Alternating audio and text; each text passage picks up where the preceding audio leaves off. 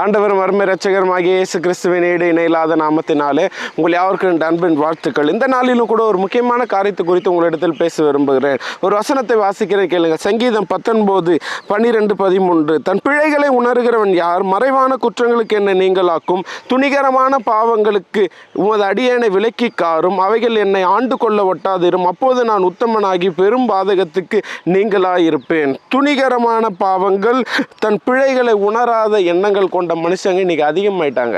சங்கீதக்காரன் சொல்ற தான் செஞ்சது தப்புன்றதை ஏற்றுக்கிற மனசு இல்லை. அது எப்படி ஆயிடுச்சுன்னா, துணிகரமாக நான் என்ன வேணாலும் செய்வேன், நீ என்ன பண்ணுவேன், உன்னால் என்ன பண்ண முடியும், இப்படி பேசுகிறவங்க தாங்க அதிகமாயிட்டாங்க. அதுவும் கொஞ்சமான குற்றம் பண்ணுறவங்க இல்லை, அநியாயம் பண்ணுறவங்க, அக்கிரமம் பண்ணுறவங்க. அவங்களுக்கே தெரியும், சரி அவங்களுக்கு தான் இல்லைனாலும் அவங்கள சுற்றியில் இருக்கிறவங்க சொல்கிறது, ஐயா நீ பண்ணுறது தப்புனா உன்னால் என்ன பண்ண முடியும். நீங்கள் பார்த்தீங்கன்னு வச்சுக்கோங்களேன், இந்த மாமூல் வாங்குறவங்க, இந்த ரவுடிசம் பண்ணுறவங்கள்ட்டெல்லாம் போயிட்டு உழைச்சி சம்பாதிச்சு சாப்பிட்றவன்கிட்ட போய் ஏமாற்றி காசு கேட்பாங்க, கூட அப்படி மிரட்டி கேட்பாங்க. பார்த்துருக்கீங்களா? துணிகரமான காரியம். இந்த வட்டிக்கு விட்றவங்களாம் பார்த்தீங்கன்னு வச்சுக்கோங்களேன், வட்டிக்கு முறையான அனுமதி வாங்கி ஒரு ஃபினான்ஸ் கம்பெனி ஆரம்பித்து அப்படிலாம் கிடையாது, இஷ்டத்துக்கு வட்டிக்கு விட்டுருவாங்க. விட்டுட்டு அவங்க ஏதோ ஒரு சூழ்நிலைக்காக ஏதோ கடன் வாங்கியிருப்பாங்கன்னு வச்சுக்கோங்களேன், அவங்கக்கிட்ட நான் கடன் வாங்கிட்டியா, கடன்காரன் ஆய யார்? வட்டிக்கு விட்டவங்க.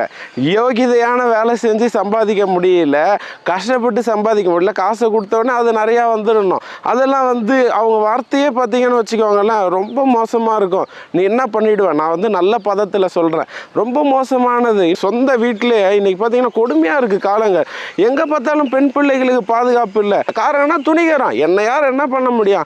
யாராவது கேட்டால் உடனே நீ அதை பண்ணுறியா இதை பண்ணுறியான்ட்டு அவங்கக்கிட்ட சண்டைக்கு போகிறதே தவிர, நம்ம செஞ்சது தப்பாச்சு, இன்றைக்கி என்ன வேணாலும் ஆடலாம், யார் என்ன பண்ணாலும் அதுக்கான பரிகாரம் செஞ்சு தான் ஆகணும். உப்பு தின்னா தண்ணி குடிச்சு தான் ஆகணும். அதனால தான் தயவு செஞ்சு சொல்கிறேன், தன் பிழைகளை உணர்கிறவன் யார் என்று வசனம் சொல்கிறபடி நம்ம செய்கிறது தப்புனா அதை ஏற்றுப்போம். ஐயோ நான் செஞ்சது தப்பு. குற்ற செயலில் ஈடுபடுறவங்களுக்கு அது முறைன்னும் போதே அது திருந்துறதுக்கு வாய்ப்பு கிடைக்கும் போது திருந்துட்டு அது பெருசாக தெரியாது.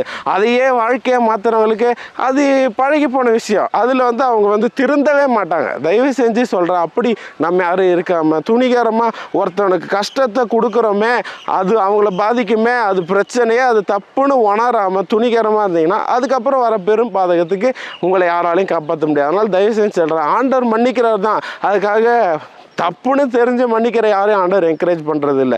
தயவு செஞ்சு சொல்கிறேன், விட்டுருவோம். துணிகரமாக மிரட்டி உருட்டி வாங்கிறது இதெல்லாம் விட்டுட்டு அன்பாக நடந்துப்போம். கர்த்தரை நேசிப்போம். கர்த்தர் உங்களை ஆசீர்வதிப்பார். Praise the Lord.